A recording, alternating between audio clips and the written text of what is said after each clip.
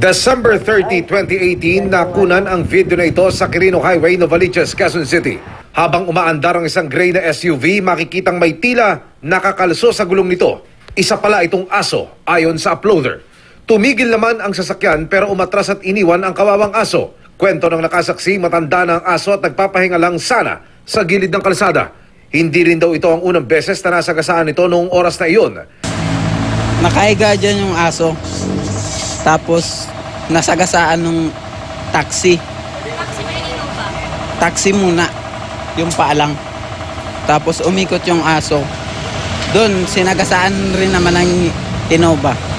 Sa tulong ng barangay, nadala sa veterinary clinic sa Fairview ang aso. Nagtulong-tulong din ang mga netizen para makakalap ng pondo para sa operasyon ng asong pinangalanan nilang Brave.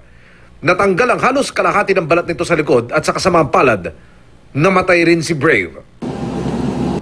Sa Gumaca, Quezon naman, isang tricycle na naglalaman ng mga aso ang sinundan ng PNP CIDG sa Maharlika Highway. Pero mukhang nakalata ang driver. Tatakbo. Iniwan niya ang kanyang tricycle sa katumakbo. Umalingaw-ngaw ang mga putok ng baril. Nakatakas ang suspect na nakilalang si Joey Medina dahil sa naiwang ID sa tricycle. Nadiskubring sakay ng kanyang tricycle ang hindi bababa sa 10 asong i-deliver daw sana sa Katayan. Hindi po ito healthy, napakarami pong sakit na nakukuha sa pagkain po ng dog meat. Hindi po ito safe for human consumption. Kalunos-lunos sa mga itsura ng mga aso. Pilit silang pinagkasya sa isang kulungan, nakagapos sa mga paa at tinalian pa ang mga bibig. Ayon sa intelligence information na ipinarating sa Animal Kingdom Foundation at CIDG, si Medina ay isa ring dog catcher. Siya rin daw nangangasiwa ng dog pound ng munisipyo ng Gumaca.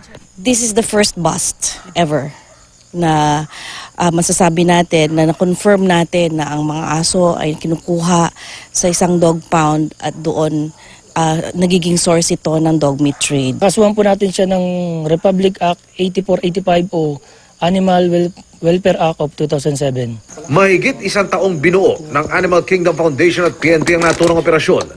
Hindi namin makuha kung sino ang taong involved. So it turned out that the government employee himself who's running the pound, who's managing, and who's catching yung mga aso is the one selling the dogs for the dog meat trade. Mahigit 10 pang mga aso ang na-rescue na nasa dog pound ng munisipyo. Sa ngayon, ire-rekomenda ng Animal Kingdom Foundation na maipasara at maisaayos ang dog pound dahil I don't think this is a pound. If you have noticed yung ating yung condition ng dogs, yung facility, hindi po ito compliant. patuloy na sinisikap ng GMA News na makulo ng panig ang Gumaca Municipal Government. Emil Sumangil, GMA News.